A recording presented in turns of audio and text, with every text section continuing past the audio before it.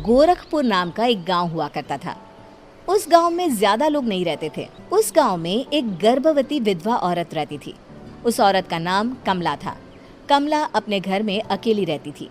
उसके पति की सारी जायदाद उसके नाम हो गई थी, पर सभी गांव वाले उस औरत को मनहूस औरत समझा करते थे और सभी उससे नफरत किया करते थे। एक बार कमला राशन की दुकान पर खाने का सामान खरीदने जाती है।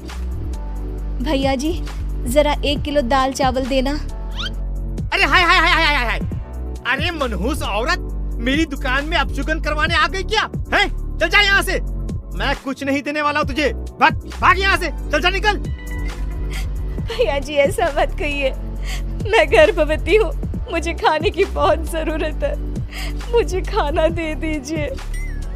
दुकानदार कमला को वहाँ से धक्के मारकर भगा देता है। तभी कमला रोते रोते उस गांव के किन्नरों के इलाके में आ जाती है।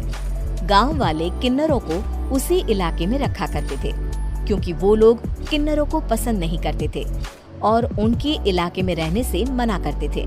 तो किन्नरों ने उसी गांव में अपना एक इलाका बना लिया था।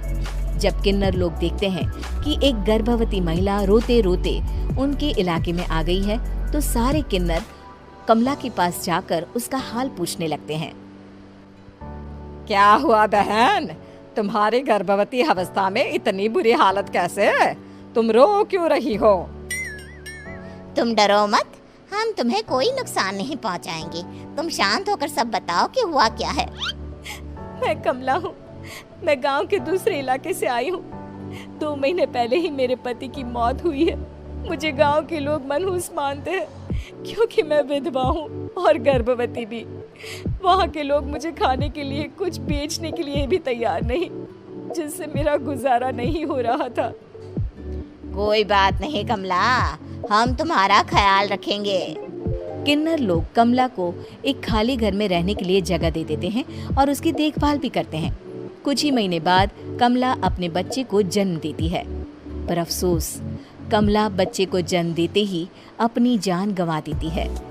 जब सब किन्नर बच्चे को देखते हैं तो बहुत खुश हो जाते हैं, क्योंकि वो बच्चा भी किन्नर ही था। कमला ने एक किन्नर बच्चे को जन्म दिया था। अब इस बच्चे की देखभाल कौन करेगा? हम तो इस बच्चे को गांव के दूसरे इलाके में भी नहीं भेज सकते। और तो क्या हुआ, इस बच्चे की माँ नहीं रही तो हम इसे पालेंगे। अब ये हमारे इलाके में रहेगा, हमारे साथ रहेगा। फिर वो किन्नर उस किन्नर बच्चे को गोद ले लेते हैं, उसका नामकरण कराते हैं। उस किन्नर बच्चे का नाम शक्ति रखा जाता है। देखते ही देखते शक्ति बड़ी होने लगती है। उसके रंग रूप बहुत सुंदर थे। वो बहुत सुंदर किन्नर दिखती है। एक दिन शक्ति एक किन्नर से पूछती है, माँ जी सुनिए ना, ये गांव के दूसरे इलाके में भी तो लोग रहते हैं, तो हम वहाँ क्यों नहीं जाते? हम उनसे अलग क्यों रहते हैं? शक्ति, क्योंकि वो लोग हमारे जैसे नहीं, वो लोग हमें पसंद नहीं करते, इसीलिए हम उनसे अलग रहते हैं। क्यों? वो हमें क्यों पसंद नहीं करते? मुझे एक बार उस इलाके में जाना है, मैं एक बार वहाँ जाकर घूम कर आऊँ।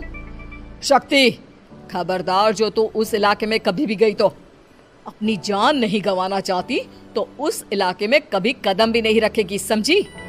इतना कहकर वो किन्नर वहाँ से चली जाती है। शक्ति उस किन्नर की बात सुनकर बहुत रोती है। माँ जी, ऐसा कैसे कह सकती है? उन्होंने इतनी सी बात के लिए मुझे इतना डांटा। अब तो मैं उस इलाके में जरूर जाऊंगी। फिर एक दिन शक्ति गांव के दूसरे इलाके में चुपके से जाती है। ये लोग तो हमारे जैसे ही इंसान हैं, तो ये हमसे नफरत क्यों करते हैं? जब शक्ति उस इलाके में पहुंचती है तो गांव के सारे आदमी उसके रूप से मोहित हो जाते हैं। वो लोग ये अंदाजा नहीं लगा पाते कि वो किन्नर है। शक्ति की सुंदरता देखकर सारे गांव वाले उसकी तारीफ करने लगते हैं। तभी गांव का चक्कर लगाने गांव के जमींदार का बेटा हर्ष वहां पहुंचता है। हर्ष भी दिखने में बहुत सुंदर होता है। जब हर्ष ने शक्ति को देखा तो वो भी उससे मोहित हो गया, और जब शक्ति की नजर हर्ष पर पड़ी तो वो हर्ष को देखकर मोहित हो गई। आपको पहले कभी इस गांव में देखा नहीं। इस गांव में आप नए हैं क्या? जी नहीं, वो मैं बस।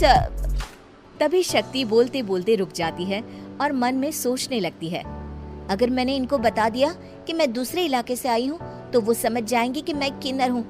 इसलिए मुझे इनसे झूठ ही बोलना पड़ेगा। शक्ति हर्ष को कहती है, जी हाँ, मैं इस गांव में नई आई हूँ, यहाँ अकेली रहती हूँ। वैसे आप कौन है? आप भी इसी गांव में रहते हैं? जी हाँ, मैं इस गांव के जमींदार का बेटा हूँ। आपको किसी भी चीज की जरूरत पड़े तो आप मुझे बता देना, मुझे अच्छा लगेगा। ऐसे ही शक्ति और हर्ष एक दूसरे से रोज मिलने लगते। वो दोनों अपने प्यार का इजहार करने एक दूसरे से मिलने जाते हैं। तभी शक्ति का पीछा करते करते एक किन्नर वहां आ जाती है। शक्ति, मैं तुमसे बहुत प्यार करता हूँ। मैं तुमसे शादी करना चाहता हूँ। क्या तुम मुझसे शादी करोगी? हाँ हर्ष, मैं तुमसे शादी करूंगी, पर मैं तुमको अपने बारे में एक सच्चाई बताना चाहती हूँ जो मैंने तुमसे छुपा कर रखी है। तभी उनके बीच में ही वो किन्नर आ जाती है। शक्ति, तेरी हिम्मत कैसे हुई ऐसा करने की? वो किन्नर शक्ति को खींचकर गांव के जमींदार के पास ले जाती है। हर्ष भी वहां शक्ति को बचाने के लिए पहुंच जाता है। जमींदार शक्ति और हर्ष के प्यार के बारे में सुनकर गुस्से में आ जाता है और शक्ति को गांव के बाहर निकालने की सजा देता है। शक्ति ये बात सहन नहीं कर पाती और कुएं में कूदकर अपनी जान दे देती है। जमींदार हर्ष की शादी गांव की एक लड़की से करवा देता है, पर हर्ष इस शादी से खुश नहीं होता। शक्ति अपना बदला लेने के लिए मरने के बाद किन्नर चुड़ैल बन जाती है। अब मैं इन गांव वालों को नहीं छोड़ूंगी, अब इनसे मैं अपने प्यार का बदला लूंगी। किन्नर चुड़ैल गांव वालों को परेशान करना शुरू कर देती है। एक बार वो रात को गांव के खेतों में पहुंच जाती है और वहां आग लगा देती है। सारी फसल जल के राख हो जाती है। जब एक आदमी रात को उठकर देखता है कि खेत में आग लग गई है तो वो वहां पहुंच जाता है। वो देखता है कि खेतों के बीचों बीच एक किन्नर चुड़ैल खड़ी है और वहां खड़े होकर ताली बजा रही है। गांव वाला किन्नर चुड़ैल को देखकर बेहोश हो जाता है। जब सुबह उस आदमी को होश आता है तो वो सीधा जमींदार के पास जाता है।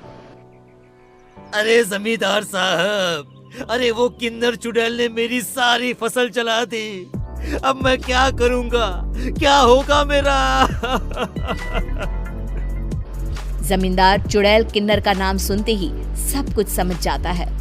अब वो बहुत डर जाता है।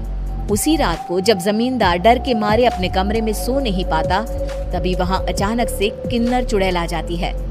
किन्नर चुड़ैल जोर जोर से जमींदार के आगे खड़ी होकर हंसने लगती है और ताली बजाने लगती है। जमींदार उस डरावनी किन्नर चुड़ैल को देखकर बहुत डर जाता है। तूने मेरे साथ बहुत बुरा किया, अब मैं तुझे जान से मार दूंगी। नहीं नहीं नहीं नहीं नहीं, मुझे माफ कर दो, मुझे मत मारो। मैं कभी ऐसा दोबारा नहीं करूंगा। अब तुम जो बोलोगी वही मैं करूंगा। ठीक है, मैं चाहती हूँ कि किन्नर इलाका गांव के इलाके से जुड़े और गांव का कोई भी आदमी किन्नर समाज से द्वेष ना करे, उससे नफरत ना करे, नहीं तो मैं सारे गांव को मार दूंगी। और तुम गांव में एक नया कानून बनाओ कि अगर किसी ने भी किन्नर समाज को हानि पहुंचाने की कोशिश भी करी या इनसे भेदभाव करने की भी कोशिश करी तो उनको कड़ी से कड़ी सजा मिलेगी। हाँ हाँ हाँ हाँ, मैं ऐसा ही करूंगा। तुम जो बोलोगी वो मैं करूंगा, पर मुझे जाने दो प्लीज। तब वो किन्नर चुड़ैल वहां से चली जाती है। गांव का जमींदार किन्नर चुड़ैल का कहा मानते हुए दोनों इलाकों को एक कर देता है और नया कानून भी लागू कर देता है। तब से वहां किन्नर समाज और बाकी गांव वाले शांतिपूर्वक रहने लगते हैं।